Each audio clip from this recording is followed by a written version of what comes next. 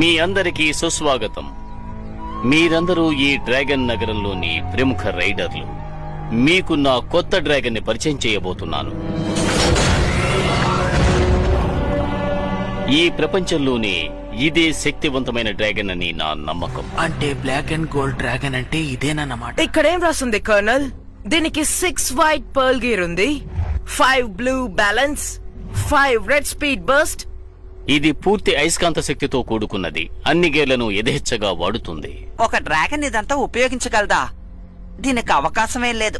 చూస్తే నువ్వే తెలుసుకుంటావు.